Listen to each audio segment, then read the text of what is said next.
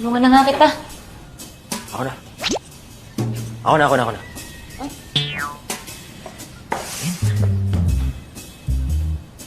It's not even that deep.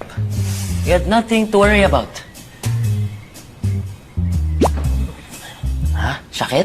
Ha? Sakit, no? It's not even that deep. Sige. Careful, Matt. Alam niyo, pag-usapan na lang natin si Gold. Joey. Ginagawa mo dito? Ano? May sugat ka rin? Teka, ano nangyari dyan? Mahabang kwento. Pumunta kasi Mamaya na. May mas mahalaga akong sasabihin. Alam ko na kung saan natin hahanapin si Golda. Alam na din namin. Sa Amoroso. Ano mo nalaman?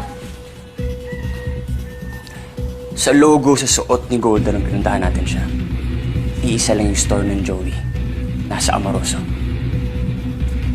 Kayo. Parang nyo nalaman. Kay Dewey, yung pinsan ni Golda. Sawa sa mamin din. Well, I guess that's nice. Ako alam ko lang yung store.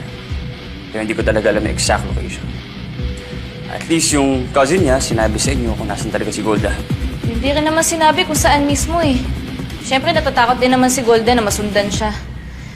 Basta ang importante, ang alam natin, doon siya umuwi sa Amoroso.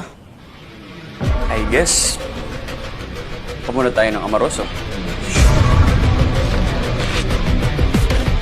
Ano, lahat tayo pupunta? Pati ikaw, Joey? Pati to? Sigurado ka magtitiwala ka dyan? At baka naman hindi. Kasama naman talaga ako sa paghahanap kay Golda. At teka, sino ba nagsabi sa inyong sasama kayong dalawa? Wala akong tiwala sa inyo. Kay Joey lang ako may tiwala. Kaya when I said, we, ang ibig sabihin nun, kaming dalawa lang ni Joey.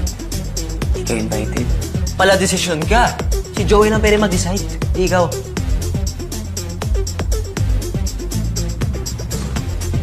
I'm Joey's bodyguard.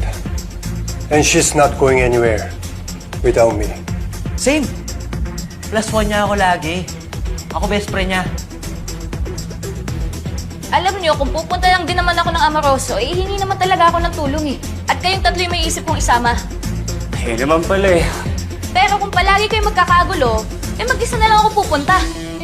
Baka mamaya mabulilyaso pa kung ganyan kayo eh. Oh, na mag-aaway-aaway pa ba kayo? Para lang mahanap si Golda. Okay. Oh, Peter. Sige. Payag na. Peter.